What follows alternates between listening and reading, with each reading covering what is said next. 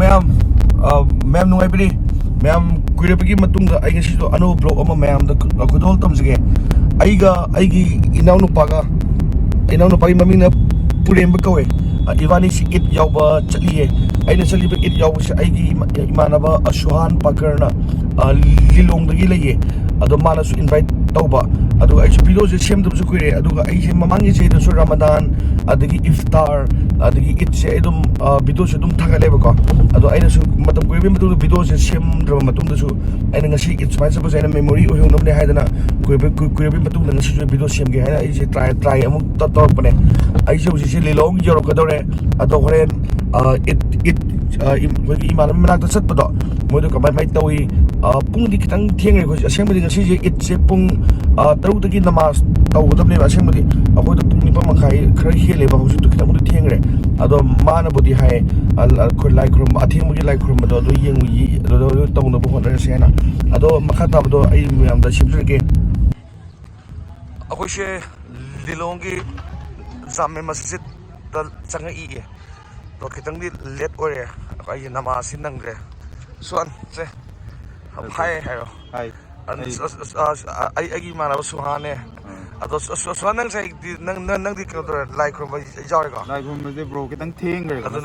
ay kitang thiengre ko pung taruk makai do ibini ba. Se ko LILONG jama mas sim manung de yeng. si manung do ina chang se do mi di me am di til live ko ado manung da ay ulake kamay to gedo ko chang dri basing ay su hama first time na ina visitors ay su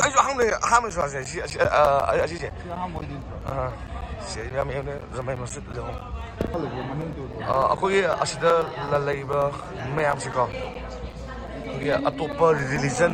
hadi atopa jati lak pasing je sida Pulap invite ni ba. pulap invite ne ba Alak pun ni. ara pagi pulap sida ko isa sing pulap chamina do so si manung gi hol je sida ko gi dua to bam like rum namaz ki kagi so isida asida ko gi si matak se ko gi imam lepto ne imam ai je ko gi si jaga si gi khwai gi kani Maulubi. maulubi habdo ko na ai si mamangi rasha do ko asima sona awang ama lepedana moina dum hai do ne si Imam de tune ko. Moina Quran ge ga parakan de kutuba pa ba hai ba. Mo phon ni ba sina. imam lepa kada mo Quran ga pa ba do ko Sai like ko man si bro. asi je kina timing la Namaz ki timing ni ba. namaz timing le Fajr, Johor, Asr, Maghrib, ऐसा है बने से Arabic ना था फजर ऐसा nang arab ai bra आई Arabic खरा खरा पाए पूरा आदि लिखती हो तो सोना करने दे तो इंग्लिश दे asile fajr johar asr maghrib isha zumaha sahar iftar फजर ऐसे फजर जन आयु की अजान ती बदो अदुने ai utagi azan khona law do mayam na khogi tumang pata khogi jakai ro lai tare khoi dena ko mamadi manipur mai ti jakai ro khoi sina azan lawa azan hai अदगी जोहर जना पुंग mama सिदा लारो पतो असर जना अखोगी evening da मगरिब सिना या चंगक बगी jasang bagi अदगी ऐसा जना खोय अरोय बो केनो ने last लास्ट अदगी जुमा है जना फ्राइडे ने मिट कीजे फ्राइडे की नमाज जुमा को वे especially friday khak tang da Friday से जुमा को वे अदगी सिगी शहर है जना सहरी रमजान की ramzan ki ko मखादम ब्रो kaya iftar di do masa to si summer do si yam nungai ne jaga am sawe do matik sawe ai ahama sangai ne si yam sawe ado seju ado especially ya ado especially jeng ne ado kem ta haji ne SUHAN asi like asi Quran ngak to da Quran ni makhal yam nei moigi ai sigi idea yam pakna leite si Quran ne adum achang adum sem lor adum pa ba khoi Quran khoi Quran se akhoi adum pa sa khai di holy book ne ro adum lulun pa ba ye ko sa ai ma di ko yam saw ai mong man na ai thong ko get ama ani ahum mari mga talo get ni pale na mapan saw si le ke ba sino khai sa ma se koi din notice ki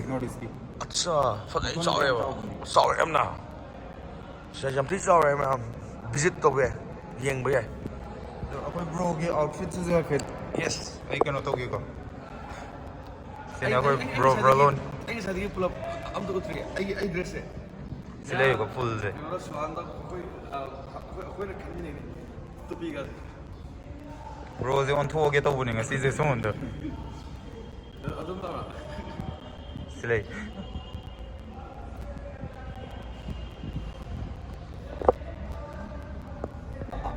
Ada thai se special grand fish thai se ko ꯑꯩꯈꯣꯏꯒꯤ ꯑꯩꯅ ꯉꯁꯥꯏꯁꯨ ꯍꯥꯏꯖꯕꯗꯣ ꯁꯤꯒꯤ ꯃꯐꯝꯗ ꯂꯥꯛꯏꯕ ꯃꯤꯈꯩꯁꯦ ꯑꯩꯈꯣꯏꯒꯤ ꯉꯁꯤꯒꯤ ꯑꯣꯏꯅꯀꯣ ꯉꯁꯤ ꯑꯩꯈꯣꯏꯒꯤ ꯂꯥꯏꯒꯤ ꯅꯨꯃꯤꯠꯅ ꯑꯩꯈꯣꯏꯒꯤ ꯍꯣꯂꯤꯗꯦꯗ ꯑꯇꯣꯞꯄ ꯀꯟꯇ꯭ꯔꯤꯗꯒꯤ ꯑꯣꯏꯇꯥꯔꯁꯨ ꯑꯗꯒꯤ ꯑꯦꯅꯤ ꯃꯅꯤꯄꯨꯔꯒꯤ ꯌꯨꯅꯤꯚꯔꯁꯤꯇꯤꯒꯤ ꯑꯗꯒꯤ ꯔꯤꯁꯔꯁ ꯁ꯭ꯀꯣꯂꯔ ꯁ꯭ꯇꯨꯗꯦꯟꯠꯁꯤꯡꯅ ꯂꯥꯛꯑꯒ ꯑꯗꯨꯝ ꯁꯤꯗ ꯐꯝꯕꯤꯔꯒꯀꯣ ꯑꯗꯨꯒ ꯒ꯭ꯔꯥꯟ ꯐꯤꯁ ꯑꯗꯨꯝ ꯆꯥꯃꯤꯟꯅꯕ ꯖꯥꯃꯦ ꯃꯁꯖꯤꯠꯅ ꯂꯣꯏꯅ ꯇꯧꯕꯤꯕ ꯉꯁꯤꯒꯤ ꯑꯣꯏꯅ ꯁ꯭ꯄꯦꯁꯤꯌꯦꯜ ꯗꯦ ꯑꯁꯤꯒꯤ ꯑꯣꯏꯅ 이만한 밀가루에 막 쿠다이 박한 그냥 쿠다이 박한 마스제 돈에 떨어온 거도.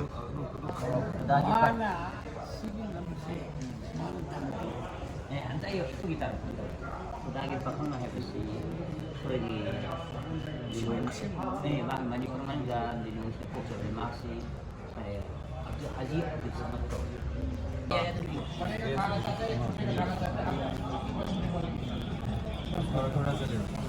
호세가 yani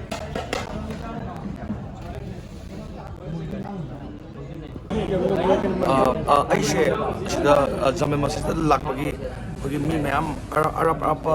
ꯑꯗꯒꯤ ꯑꯦꯅꯤ ꯖꯒꯥꯗꯒꯤ ꯑꯦꯅꯤ ꯁ꯭ꯇꯦꯠꯇꯒꯤ ꯂꯥꯛꯄꯁꯤꯡꯗꯣ ꯑꯩꯈꯣꯏ ꯄꯨꯂꯞ ꯆꯥꯃꯤꯟꯅꯕꯒꯤ ꯈꯨꯗꯣꯡꯆꯥꯕ ꯐꯪꯉꯦ ꯁꯤꯗ ꯑꯩꯈꯣꯏꯒꯤ ꯁꯤꯗ ꯁꯦꯅꯤꯌꯔ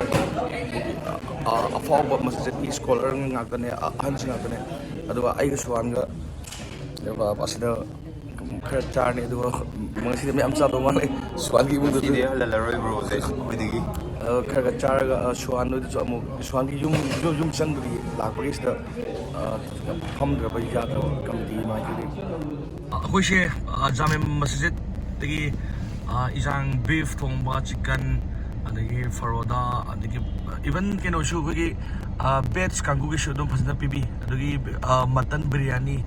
अदो हावे यामनो चाक्रे मरमदी योदा सुहान तौबगी सिदा हौजिक फरान लेरे फरान से हाय अदो अखोइजिक कब्रिस्तान दा अमुक अचलुखिगे कब्रिस्तान मी लेखिदबसिन थोंबमदुनिको अदो सि लिलोंग गी ओइना येंगसे अदोसु अई अहांबा ओइना येंगुगे दि असिसिने अइना मयामदा उचगे हायबो कब्रिस्तान ग्रेवयार्ड हाइजे सिजे लिलोंगिने गेट फेंसिंग नाले अदो सो मपानसु ओये मनुंग चंगजे असिदा कोगी लाइखिदबा अहलसिंग अंगांसिंगदो सिदा लोइना फुम दोनेबको सिदा हौजिदा पुरा उद्रिसिना कोगी मिसे फुमबा मतुंगदको कोगी लेबाक नौना अमुक थोलेबा अदुदुना फुमबदो डाइरेक्ट उद्रे दो लम सुपसिदगी सोरम पांगी लम पाक्थोकिबसु तौगी समेना हायबको अदुदुगा असिदा फुमिसे कोगी सागै फरान सागै नत्रा असिदा फुमदोजे सागै मानबा खाक्तनेबा 사계이제 그 시기 아픈 먹이 왜는 되고 사계이제 거의 말이 많이 내래 진매염 분드레 매염 용카이염 앤 마양 매염 अदु खक्तगिनेबा असिगो सागै मरीगिने सिस कोई लकाई नते बसिजे सिगी मनिंग द कब्रिस्तान अमज लेरी सिना अतोप सगै ओदबा सि मनिंग इज अखोय होजिक लाइजे सि मथकसे सि मखा जहान बेला यार मु फुंग्रबने सिजे खोय लाइजे मी म्याम फुंग्रबा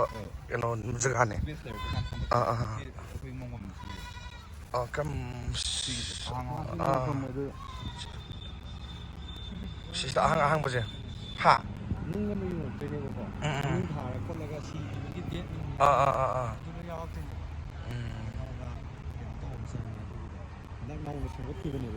लेबाक थोन गिरिगो अखोइना मी थेंगना कांद अस्सलाम वालेकुम हाइदना अखोइगी सिदा प्रेयर तो बुचा कांद अस्सलाम वालेकुम या अहलन कुबूर हाय लेखिरो मतुंग लेखिद्रबा मी दे मतुंग अखोइ सिदा अस्सलाम वालेकुम केबा या अहलन कुबूर या अहल या अलहल अलहल कबुल या अलहल अलहल अहलहल कबुल अरबिक दिको ꯈꯣꯟꯇꯣꯛꯇꯣ ꯈꯐꯥꯂꯤ ꯍꯥꯏꯗꯨꯅꯦ ꯍꯥꯏꯗꯤ ꯀꯩ ꯍꯥꯏꯅꯤ ꯎꯔꯗꯨꯗꯗꯤꯀꯣ ꯄ꯭ꯔꯣꯅꯥꯎꯟꯁꯤꯌꯦꯁꯟꯁꯦ ꯇꯣꯉꯥꯜꯂꯦ ꯑꯗꯨꯅꯗꯤ ꯑꯩꯈꯣꯏꯅ ꯑꯁꯤꯕꯗ ꯁꯂꯥꯝ ꯇꯧꯕ ꯏꯪꯕꯗꯨꯅ ꯁꯂꯥꯝ ꯑꯂꯩꯀꯨꯝ ꯑꯗꯣ ꯑꯩꯈꯣꯏꯅ ꯁꯤꯗ ꯆꯪꯁꯤꯜꯂꯛꯑꯒ ꯍꯥꯏꯗꯤ ꯀꯩꯅꯣ ꯇꯧꯔꯤꯁꯦ ꯄ꯭ꯔꯦꯌꯔ ꯇꯧꯔꯤꯁꯦ ꯀꯕꯔꯁꯤꯌꯥꯗ ꯇꯧꯕ ꯍꯥꯏꯇꯥꯔꯦꯀꯣ ꯁꯤꯒꯤꯁꯦ ꯀꯃꯥꯏꯅ ꯇꯧꯒꯦ ꯍꯥꯏꯕꯗ ꯂꯩꯈꯤꯗ꯭ꯔꯕꯁꯤꯡꯗꯨꯒꯤ ꯑꯣꯏꯅꯀꯣ ꯃꯣꯏꯅ ꯑꯥꯗ ꯀꯩꯅꯣꯗ ꯂꯩꯔꯩꯕꯥꯛꯇ ꯍꯥꯏꯇꯥꯔꯦ ꯑꯩꯈꯣꯏꯒꯤ ꯂꯥꯏꯒꯤ ꯃꯅꯥꯛꯇ ꯂꯩꯕꯗꯣ ꯑꯩꯈꯣꯏ ꯏꯪꯅ ꯆꯤꯛꯅ ꯂꯩꯅꯕ ꯄ꯭ꯔꯦꯌꯔ ꯑꯗꯨꯒꯤꯅꯤꯗ ꯑꯗꯨꯒ ꯑꯩꯈꯣꯏꯒꯤ ꯔꯝꯖꯥꯟꯒꯤ ꯃꯇꯥꯡꯁꯦ ꯔꯝꯖꯥꯟ ꯊꯥ ꯑꯃꯁꯦ ꯂꯩꯈꯤꯗ꯭ꯔꯕꯁꯤꯡꯁꯦ ꯊꯥ ꯑꯃ ꯊꯥ ꯑꯃꯁꯦ ꯃꯣꯏꯁꯦ ꯂꯣꯏꯅ ꯐ꯭ꯔꯤ ꯑꯣꯏꯌꯦꯕ ꯐ꯭ꯔꯤ ꯑꯣꯏꯗꯦ ꯑꯩꯈꯣꯏꯒꯤ good diet and bad diet ꯂꯩꯌꯦꯕ 이빌 ꯑꯗꯨ ꯑꯥꯗ ꯇꯣꯔꯆꯔ ꯇꯧꯕ ꯈꯣꯠꯄ ꯃꯌꯥꯝ ꯂꯩꯈ꯭ꯔꯦ ꯖꯅꯠ ꯗꯨꯖꯛ ꯂꯩꯈ꯭ꯔꯦ ꯑꯗꯨꯒꯤ ꯄꯣꯠꯇꯣ ꯍꯣꯏ ꯊꯥ ꯑꯃꯁꯤꯗꯤ ꯃꯣꯏ ꯄꯨꯔꯥ ꯐ꯭ꯔꯤꯅꯦꯕ ꯃꯣꯏꯗ ꯄꯅꯤꯁꯃꯦꯟ ꯑꯃꯐꯥꯎ ꯂꯩꯔꯣꯏ ꯃꯣꯏ ꯄꯨꯔꯥ ꯐ꯭ꯔꯤ ꯑꯣꯏꯔꯅꯤ ꯁꯩꯇꯥꯟꯁꯨ ꯂꯣꯛꯀꯞꯅꯦꯕ ꯂꯩꯇꯣꯏꯁꯦ ꯁꯤꯃ ꯆꯨꯝꯃꯦ ꯔꯃꯗꯥꯟ ꯃꯇꯝꯁꯦ ꯁꯩꯇꯥꯟꯁꯨ ꯗꯦꯃꯟ 이빌 ꯊꯣꯛꯇꯦ ꯃꯃꯥꯡꯒꯤ ꯑꯩꯒꯤ ꯔꯃꯗꯥꯟ ꯑꯁꯤꯁꯦ ꯑꯩꯅ ꯍꯥꯏꯈ꯭ꯔꯦꯕ ꯀꯩꯗꯧꯒꯤ ꯆꯔꯥ ꯍꯦꯜꯂꯨꯅ ꯚꯤꯗꯤꯑꯣ ꯑꯃ ꯁꯦꯝꯈ꯭ꯔꯦꯕ ꯃꯃꯥꯡꯗ ꯑꯗꯣ ꯉꯁꯤꯗꯒꯤꯗꯤ ꯊꯥꯗꯣꯔꯛꯑꯅꯦꯕ ꯂꯣꯏꯅ ꯃꯣꯏꯒꯤꯁꯨ ꯑꯃ ꯍꯧꯈ꯭ꯔꯅꯦꯕ ꯐꯖꯩ ꯑꯗꯨꯗꯤ ꯀꯩꯅꯣ ꯍꯥꯏꯗꯤ ꯂꯥꯛꯁꯨ ꯂꯥꯛꯑꯕꯅꯤꯅ ꯃꯌꯥꯝꯁꯨ ꯑꯗꯨꯝ ꯍꯥꯏꯐꯦꯠꯇꯪ ꯄ꯭ꯔꯦꯌꯔ ꯑꯃꯃꯝ ꯌꯥꯏ ꯄ꯭ꯔꯦꯌꯔ ꯇꯧꯕꯤꯌꯨ ꯀꯩꯅꯣ ꯇꯧꯁꯤꯜꯂꯣ ꯗꯨꯋꯥ ꯇꯧꯁꯤꯜꯂꯣ ꯑꯩꯈꯣꯏꯁꯤ ꯂꯥꯛꯑꯕꯅꯤꯅ ꯂꯩꯈꯤꯗ꯭ꯔꯕꯁꯤꯡꯗ ꯏꯀꯥꯏ ꯈꯨꯝꯅꯕ ꯑꯩꯈꯣꯏꯒꯤ ꯗꯨꯋꯥ ꯇꯧꯁꯤ ꯑꯩꯁꯦ ꯍꯧꯖꯤꯛ ꯁꯨꯍꯥꯟꯒꯤ ꯏꯃꯨꯡꯗ ꯂꯩꯔꯦ ꯑꯩꯈꯣꯏꯁꯦ ꯆꯥꯛ ꯆꯥꯗꯧꯔꯦ ꯑꯩ ꯃꯊꯦꯜ ꯆꯥꯔꯛꯀꯦ ꯍꯥꯏꯔꯣ ꯑꯁꯤ ꯀꯩ ꯕꯤꯐꯅꯦꯕ ꯕꯤꯐ ꯑꯗꯒꯤ ꯁꯤꯅ ꯌꯦꯟ ꯆꯤꯀꯟ ꯆꯝꯊꯣꯡꯁꯨ ꯂꯩꯕ ꯏꯔꯣꯟꯕ ꯏꯔꯣꯝꯕ ꯑꯗꯒꯤ ꯁꯤ ꯉꯥꯅꯨ ꯁꯤꯁꯤꯅ ꯌꯦꯟ ꯃꯥꯟꯅꯗꯦꯕ ꯁꯤꯁꯤꯅ ꯐꯔꯣꯗꯥ ꯃꯊꯦꯜ ꯊꯤ ꯌꯥꯝꯃꯦ ꯉꯁꯥꯏꯗꯣ ꯆꯥꯁꯤꯜꯂꯦ ꯊꯤ ꯌꯥꯝꯃꯦ ꯃꯊꯦꯜ ꯑꯗꯣ ꯑꯩꯈꯣꯏꯒꯤ ꯕ꯭ꯔꯗꯔ ꯁꯨꯍꯥꯟꯒꯤ ꯃꯅꯥꯎꯄꯥ ꯂꯦꯠꯁ ꯁ꯭ꯇꯥꯔꯠ ꯑꯩꯈꯣꯏꯁꯦ ꯍꯧꯖꯤꯛ ꯌꯨꯝꯗ ꯍꯜꯂꯛꯑꯦ ꯑꯗꯣ ꯏꯗ ꯃꯨꯕꯥꯔꯛ ꯃꯌꯥꯝ ꯑꯗꯨꯒ ꯌꯥꯝꯅꯁꯨ ꯅꯨꯡꯉꯥꯏ ꯑꯩꯗꯣ ꯂꯤꯂꯣꯡꯒꯤ ꯖꯥꯃꯦ ꯃꯁꯖꯤꯗꯇꯁꯨ ꯀꯃꯤꯇꯤꯅ ꯇꯧꯔ ꯑꯗꯨꯗꯁꯨ ꯆꯥꯔꯛꯑꯦ ꯑꯗꯨꯗꯨꯒ ꯁꯨꯍꯥꯟꯒꯤ ꯏꯃꯨꯡꯗꯁꯨ ꯉꯥꯅꯨ ꯊꯣꯡꯕ ꯌꯦꯟ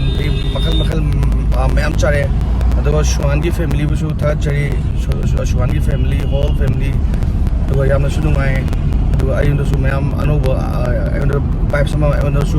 ꯄꯤꯕꯤꯔꯦ ꯑꯩ ꯚꯤꯗꯤꯑꯣꯁꯦ ꯁ꯭ꯋꯥꯏꯗ ꯂꯣꯏꯁꯤꯟꯖꯔꯒꯦ ꯑꯗꯨꯒ ꯃꯊꯪ ꯂꯥꯛꯄ ꯑꯩꯈꯣꯏꯒꯤ ꯐꯦꯁꯇꯤꯚꯦꯜꯗꯁꯨ ꯑꯩꯅꯁꯨ ꯏꯃꯥꯟꯁꯤꯡ ꯂꯣꯏꯅ ꯏꯟꯚꯥꯏꯠ ꯇꯧꯖꯒꯦ ꯑꯩꯈꯣꯏꯒꯤ ꯃꯩꯇꯩꯒꯤ ꯑꯣꯏꯕ ꯐꯦꯁꯇꯤꯚꯦꯜꯗꯁꯨ ꯌꯥꯝ ꯅꯨꯡꯉꯥꯏꯖꯔꯦ ꯃꯌꯥꯝ ꯑꯩ ꯚꯤꯗꯤꯑꯣꯁꯦ ꯂꯣꯏꯐꯥꯎ ꯌꯦꯡꯕꯤꯕꯒꯤ ꯃꯌꯥꯝ ꯗꯁꯕꯤꯗꯥꯅꯤ ꯌꯥꯏꯐꯔꯦ ꯁꯦꯄꯨꯔꯦꯝꯕ ꯕꯥꯏ ꯃꯌꯥꯝ